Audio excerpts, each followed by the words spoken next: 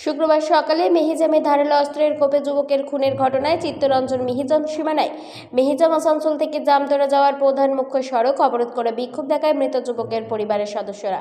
একই সাথে সমস্ত গ্রামবাসী উঠে আসে বিক্ষোভে। এদিন সকাল থেকেই তারা রাস্তা অবরোধ করে দোষীদের গ্রেপ্তারের দাবিতে বিক্ষোভ দেখায়। পুলিশের কাজের গাফিলতির অভিযোগ তুলে হাতে প্ল্যাকার্ড নিয়ে বিক্ষোভ দেখান তারা। খুনের ঘটনার প্রায় 24 ঘন্টা পেরিয়ে গেলেও এখনও গ্রেপ্তার করা হয়নি দোষীদের। প্রায় 4 ঘন্টা রাস্তা অবরোধ থাকার পর জামতারা পুলিশ এসে পরিস্থিতি সামাল দেয় এবং লিখিত আশ্বাস দেওয়ার পর পথ অবরোধ উঠে যায়। প্রসঙ্গত, শুক্রবার মেহিজাম কুর্মিপাড়ার এলাকার রামুখাটাল অঞ্চলে প্রেম কুমার পাণ্ডে নিজেদের বাড়ির কাছেই পারস্পরিক কথাবার্তা বলছিলেন।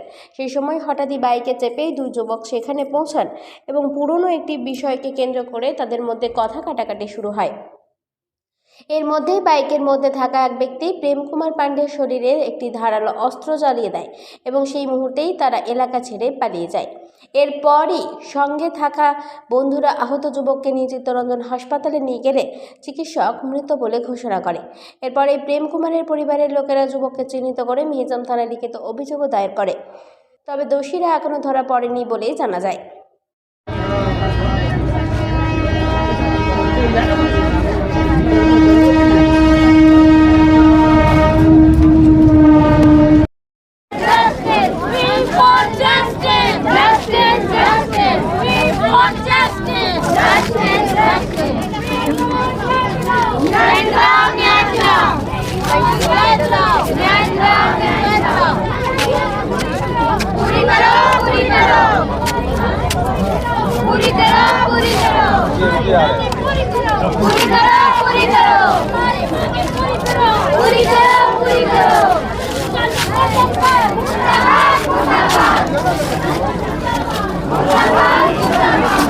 চিত্তরঞ্জন থেকে সঞ্জয় যাদবের রিপোর্ট, 99 নিউজ বাংলা।